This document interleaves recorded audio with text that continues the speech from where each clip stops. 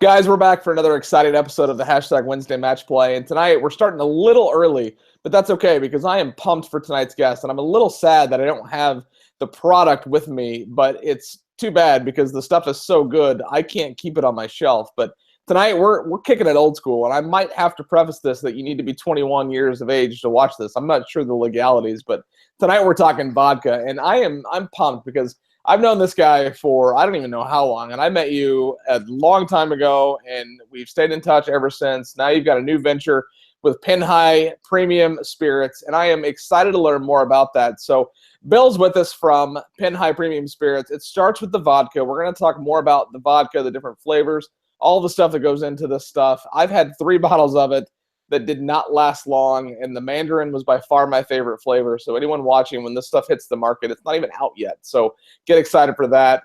As always, the Hashtag Wednesday Match Play is presented by Eat Sleep Golf, and I'm not sure if they can get this stuff north of the border up in Canada, but they're going to need to try this stuff. And actually, they're going to be able to try this at Hashtag The Oven 17 coming to Tucson, Arizona here in a couple of months. But Bill, first off, welcome to the Hashtag Wednesday Match Play. It's good to see you, buddy. And tell us what the heck this stuff is, what your role is with it, and pretend that I have no idea what Penhigh is all about. And how did we just lose video? We didn't. You're live. I see you. I hear you. Well, I'll just sit here like we are live on video because I can't see. Yeah, you're live. You're good. Okay. Ricky, thanks so much for the introduction. This is one of the most exciting ventures I've been involved with, and as you can tell, it's not like I just got out of college. And I've been involved in the golf business for the last 15 years. I do think you and I met, I'm going to guess 5 or 6 years ago, out in Arizona when Bill Huffman was doing his media conference that he does every December. And I think the group I was with at the time, the Back Nine Network, we were doing a sponsorship of that particular event. And you and I ended up with some great conversations about social media, even though you're probably 85 years ahead of me on that kind of thing. I've always been interested in the potential reach of social media, the potential reach of digital, and especially things like you're doing with Wednesday Match Play. So this is very exciting for me to be with you tonight. In terms of Penhigh Vodka, I met the CEO, Jeff Grindrod, in August of last year. He actually was interested in being a sponsor of a project I was involved with at the time. And he and I got to know each other a little bit. He talked about the fact that, short version, if there is one, that they had done sufficient research to figure out that a vodka that was focused on the golf community, starting at the golf courses and then matriculating, as you would expect, through the retail stores and the sports bars in the areas that those folks would go to naturally, just kind of like we all do. That they believed there was a solid business plan to make something like that happen in the marketplace. And at the time I had met Jeff, he and 2 of his partners, in fact, you mentioned Canada, 2 of his partners from Canada had been involved in building the brand, thinking through all the nuances, the potential competitive advantage, the presentation of the brand, of the expertise, of the uniqueness, to ensure that it was something that golfers were going to understand, like, and hopefully love over time. And so it was on that basis that I kind of met Jeff. We kind of hit it off. We're golfers, and he's building a brand for golfers. And I asked him at one point how he was going to market, and he mentioned that he was going to hire some liquor salesmen in Florida, and that was going to be how they would penetrate the market in 2017.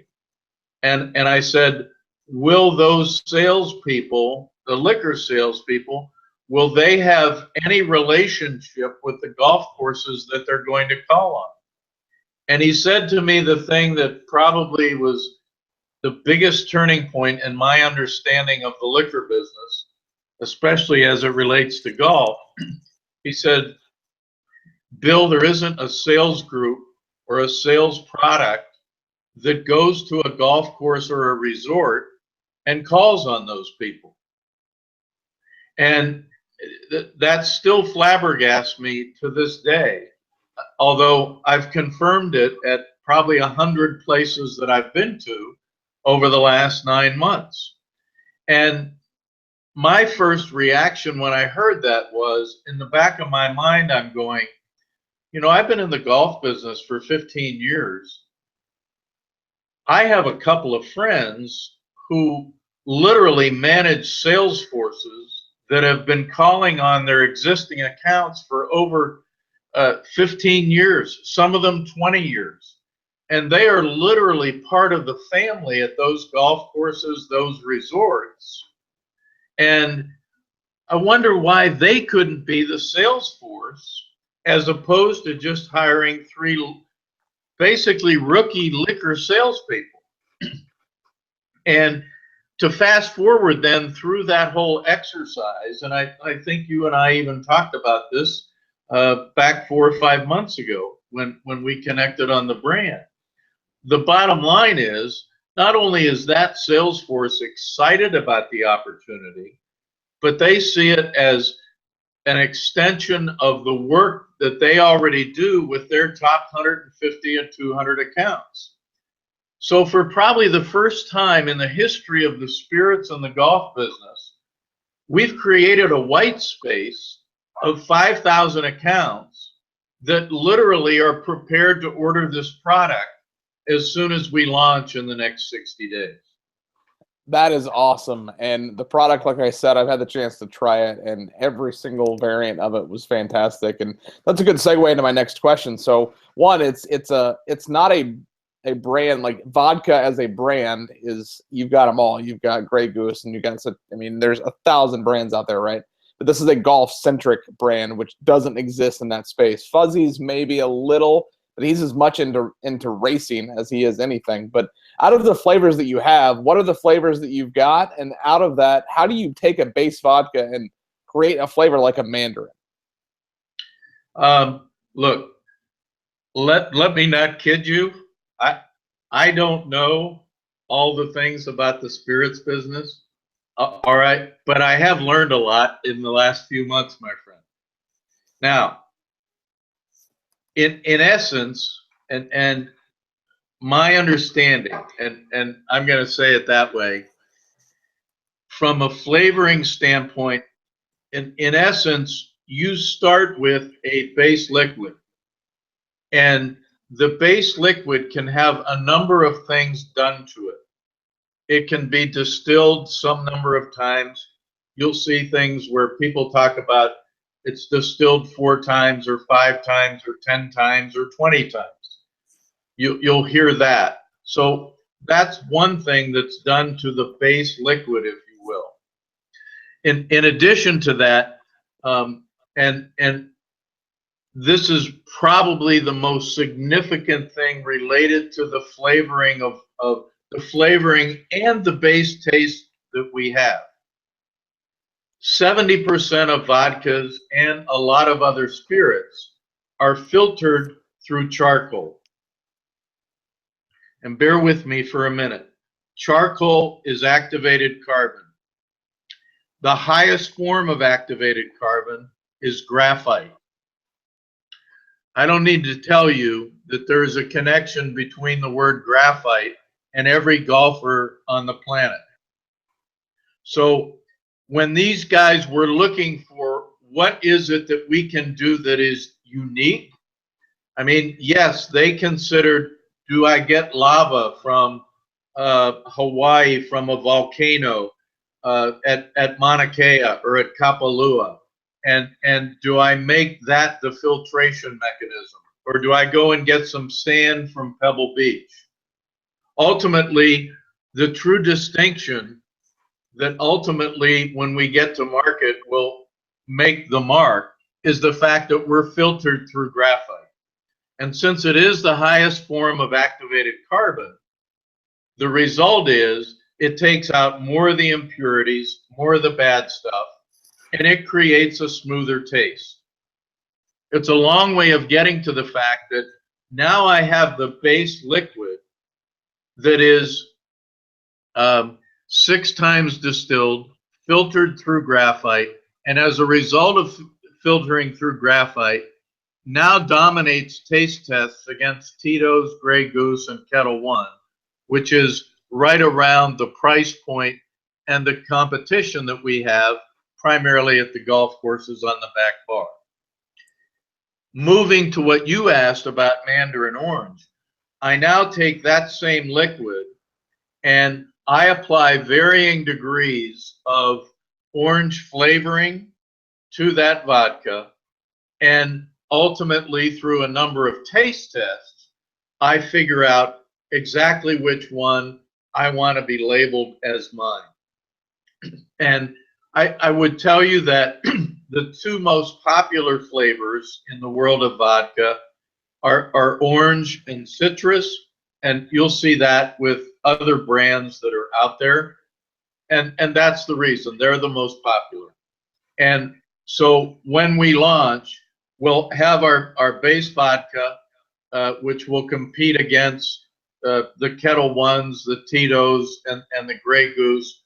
But then in addition, we'll have orange and citrus, which will compete against their counterparts in that space, as well as some others. I mean, Stolio is one that we've run into in a couple of taste tests, which frankly we've done extremely well against. So I know that was a long way of answering your question about how we got to the orange, but that's kind of it, pal. Hey, that's all right. I mean, it's my favorite flavor, and I mean, the base is just incredible by itself. So when you add those flavors to it, and I mean, you look at like UV vodka, they've got 55, they've got cookie dough and bubble gum and spearmint. They've got flavors that are just off the wall. But now the vodka's not out yet. When and where are we going to be able to buy this stuff? Our business plan calls for launching in 4 states, and I'm going to say in the next 60 days is when we're going to go be telling the story and complete. We're finishing up a cap raise of about $2.5 million. It should close either. What month are we in? May. It should close by the end of June. From the time that we press the go button at the end of June, that then says we turn the sales force loose and what have you. We have the ability to start delivering products 60 days after that. So likely in the early fall, September, October timeframe, Ricky. Awesome. What more states? And what we've done from a market launch standpoint, obviously nobody can go to market nationally from the beginning. We've chosen Florida and South Carolina, particularly because of not only the number of golf courses, number of golfers, but also the tourists.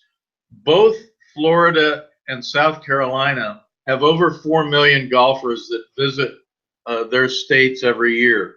So if you think about it, to the degree that, and you would understand this, especially from Tiburon and Naples, once September, October, November comes, and the people from the north who come down for the 4 or 5 months, there's nothing better for our brand than to come taste it at the resorts and the courses in Florida and in South Carolina, and then go back to whether it's the Midwest or New York and start asking their clubs, you know, I had this Pin High vodka down in Florida. When are we going to have it here?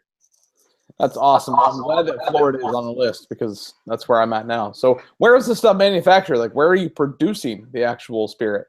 The liquid itself, because it's corn-based, and then as a result of being corn-based can be gluten-free, that liquid is actually developed and processed in the Midwest in Illinois. as an alcohol base.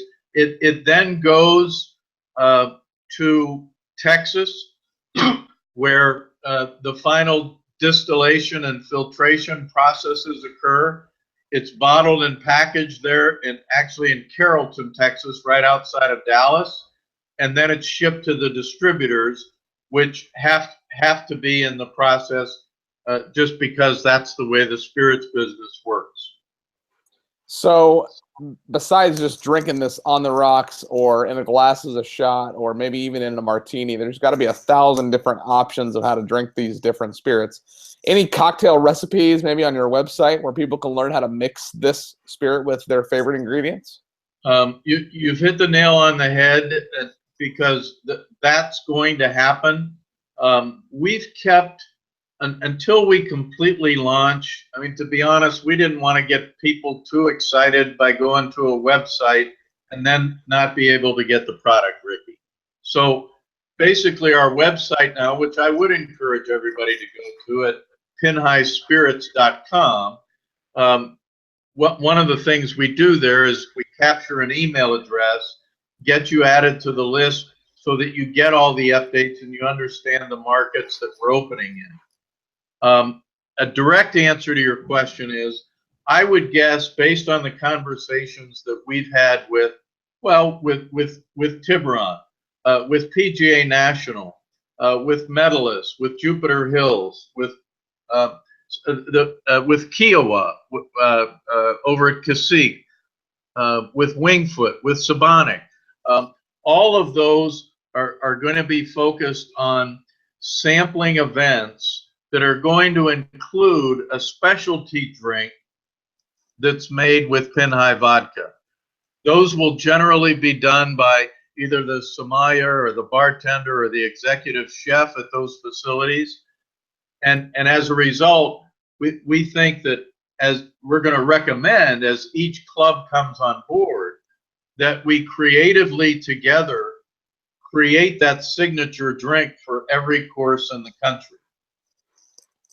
So you said spirits.com, it's not vodka.com. So does that mean that whiskey and rum and tequila are in the mix, or is it just going to be vodka? Kind of talk through what that looks like for the brand.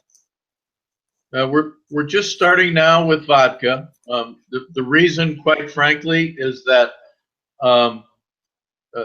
vodka by far is much more consumable. Probably 34 to 35% of all spirits that are drank are vodkas. So I should say 34 to 35% of people who consume alcohol prefer vodka.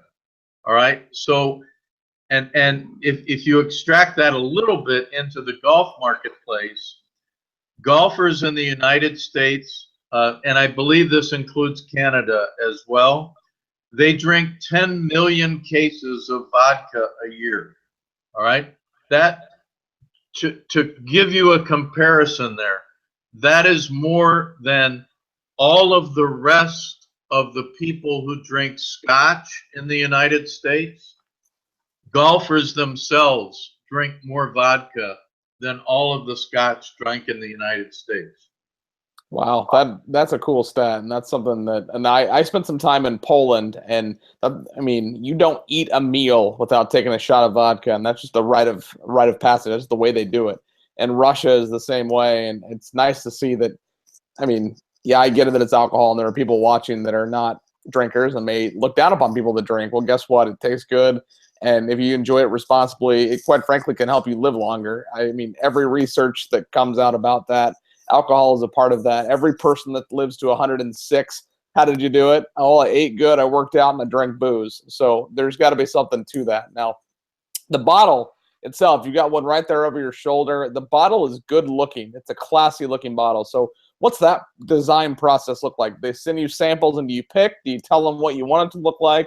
Do you have a bottle designer that fits kind of an idea that you have? What's that process look like?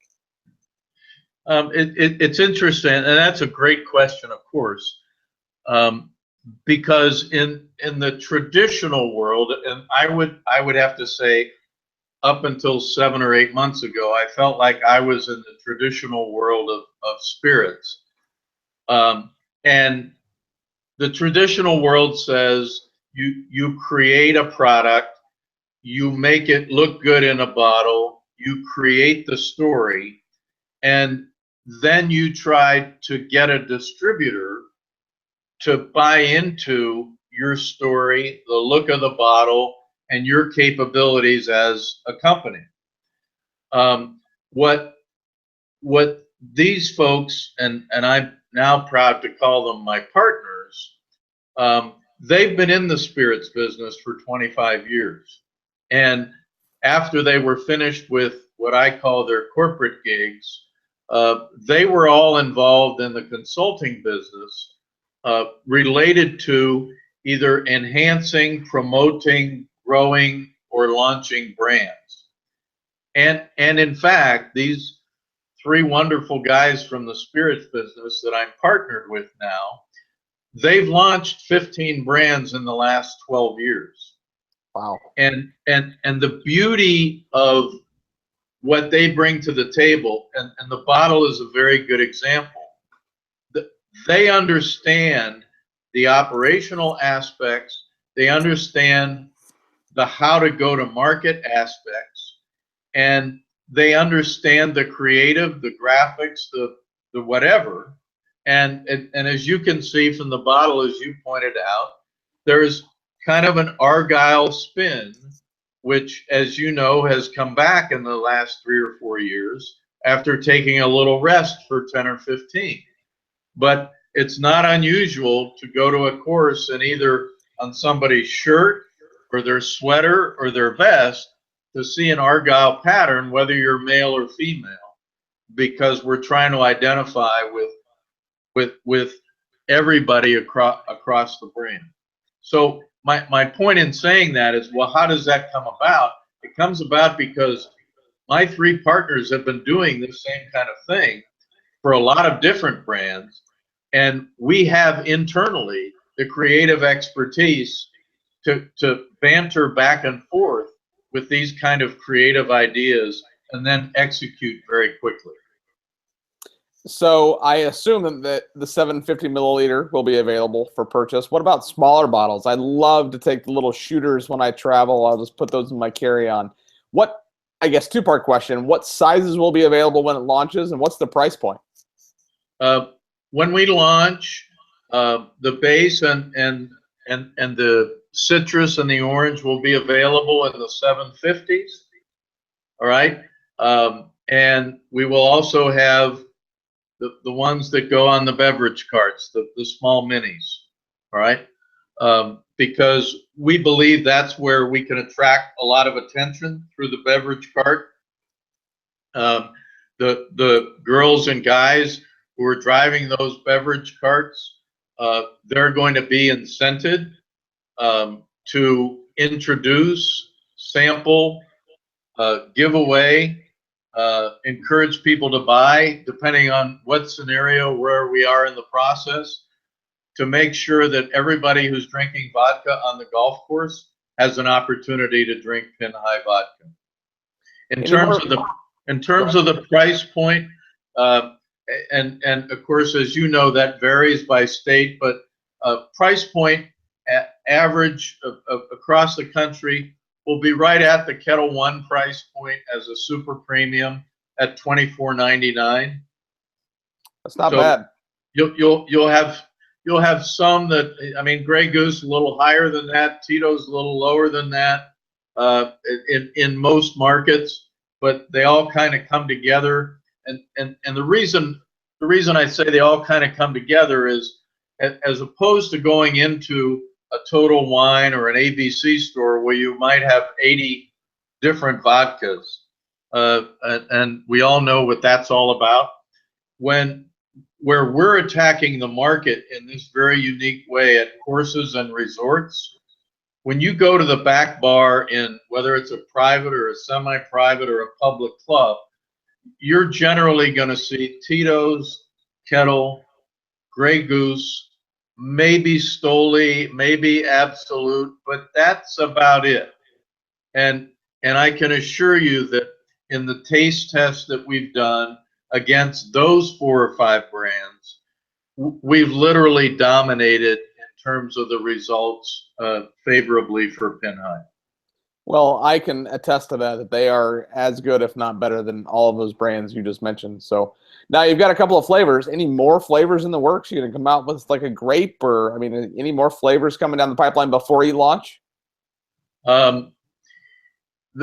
Not before we launch. We do have several flavors that we're planning for next year. There's also a gentleman that was, and without giving away, I'm trying to think how I should say this. There was a gentleman who was very famous in Georgia for being a really great golfer and having something to do with Augusta.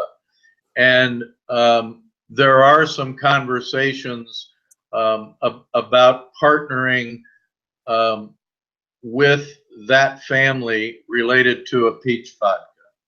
Ooh, I like that. That could be cool. I don't know if I've had a peach vodka before. I like that. So from a martini to tonic water, there's a ton of ways to drink vodka. Like I said, straight on the rocks, whatever, in your favorite cocktail. What is your favorite way to enjoy Pinhai spirits? I tell you, it's interesting. I mean, to be candid, and most people that know me know that I prefer after 5 J&B Scotch. All right, but it's not been against my will to sometimes during the day, whether it be for a tailgate or playing golf. I love Pinhai vodka as part of a Bloody Mary, and I love Pinhai vodka when combined with an Arnold Palmer to create. That makes it a John Daly. A lot of people have talked about it as a John Daly. What's so funny, so before we went live, I was telling you I was blogging. I literally am in the process of writing a blog about the Arnold Palmer. And I mentioned in the article I talked, there's this quote that says that if you add bourbon, like that you can, spike it with adding bourbon. I've never heard of an Arnold Palmer with bourbon, but with vodka, therefore makes it a John Daly. So however you're drinking it, I just am glad that you're drinking Pinhai. Now, before we went live, I didn't tell you that it was going to fly by, and we are literally like at a half an hour. But I got one more question before we jump into the back nine. So anybody that's out there watching right now, they want to get it at their club. I wanted at Tiburon. Everybody that's watching wants it at their home course. What's that process? Do they contact you on the website? Do they call you? Do they email you? Do they ask their rep? Like, how do they get Pinhai at their facility? I think the best thing is I would go ahead and just email me. And that email is, and you can, I'm not sure how you put it on a graphic, Ricky, but it's B Conwell, BCONWELL at pinhaispirits.com. Easy enough.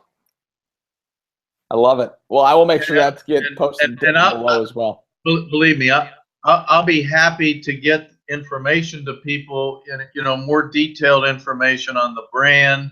The presentation that we have pretty much talks about the markets that we're going to launch in. I can tell you off the top of my head that we're planning, as I mentioned, Florida, South Carolina, also New York and Maine because of some of our investors this summer. Later this year or early first quarter, we plan to move into California, Arizona, Texas, because of the pull that's been coming from those people, and also in Georgia to get ready for the Masters next year, where I hope Tiger will be playing, but that's a totally different conversation. So I can't thank you enough for coming on the show to talk about this stuff. Like I said, I had 3 bottles, but they just happened to go away. I must have drank them all. I did. It was fantastic. But before we let you go, we have this segment called the Back Nine. It's just 9 fun, random golf questions. You ready? I'm ready. What's your favorite PGA Tour major? Masters. Good answer. I figured. Any PGA Tour or LPGA Tour players had the chance to try the vodka yet? Yes. You had to think about that. So, all right. No, I know it's yes. I was afraid you were going to ask me, and I'm not prepared to answer that just yet. Okay. What is your favorite golf movie? Caddyshack. It's a good one. Now, I will say I've not seen it yet, and I had the executive producer of Tommy's Honor on a few weeks ago, and I need to go see it. I'm getting ready to go over to Scotland to play the old course, so I better watch that movie before I go, or watch it on the plane on my way over there, because that's kind of, the story of that part of the world. After a few drinks, do you prefer Uber or Lyft? Uber. Good answer. I like Uber too. I've taken Lyft once, and I may never take it again. Do you listen to music while you play golf? Absolutely. Good answer. That's what I'm talking about right there. Let's tee it up and jam. And if I'm the one controlling the dial, it's country music. All right. My GM listens to country. I listen to dance music. So we'll do country for 9 holes, dance music for 9 holes. We'll call it even. Cool. Do you prefer your martinis shaken or stirred? Shaken. Good answer. Shaken, not stirred. We have, to that very point, we have a cocktail class coming up later in June, and it's a 007 themed cocktail class. So it's 007 shaken, not stirred. So I dig that. Now, you mentioned these two stores earlier. I'm a big, big fan of Total Wine, but from a shopper's perspective, not from a who carries my spirit first or who carries the most, Total Wine or Bevmo? Total Wine or what? Bevmo, the big competitor. Total Wine. Now, I ask this question in every episode of the hashtag Wednesday Match Play, and you and I are friends, and how you answer this may depict on whether we stay friends, but he's above me. Do you think Tiger breaks Jack's record? Why or why not? I do not think he's going to break it because I don't believe that he can recover from the number of surgeries that he's had and get competitive again. And I hate to say, if you would have asked me that a year ago, I don't think I could have answered that way. But I've had some conversations with people, including my son, who's been through a similar surgery, and life is never the same. That will be the only thing that I will allow him not to break it is the health. So I'm still holding on by a thread that he's going to come back and he's going to get one more, just 3-4 years and just do it. But I understand. That might be what keeps him from doing it. And your final question of your hashtag Wednesday Match Play is, besides the launch, what's next for Pin High?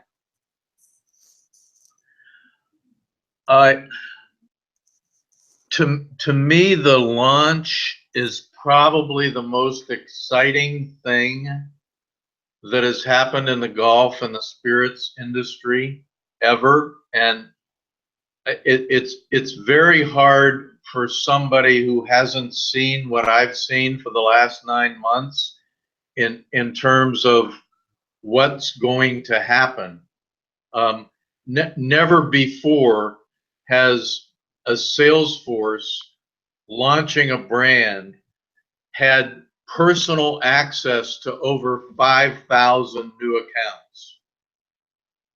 And never before has a brand introduced to a niche market that literally has a liquid-based discernible difference because of this graphite filtration.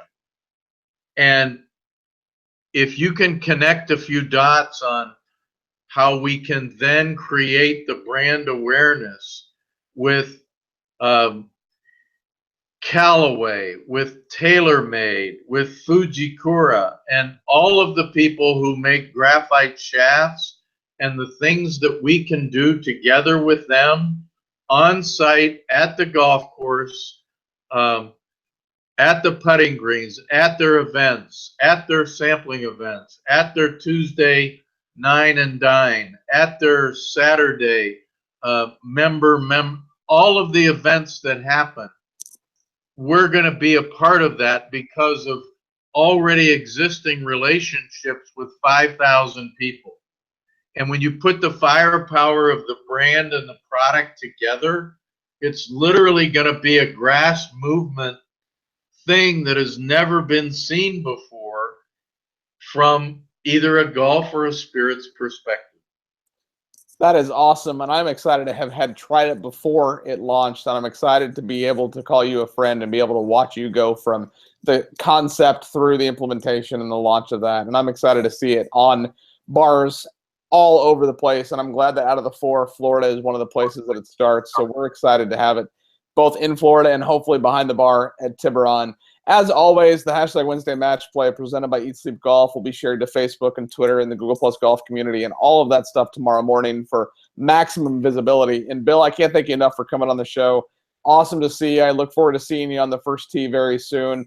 And as always, on the hashtag Wednesday Match Plays, you have to remember to eat, sleep, golf, and drink Pin High vodka.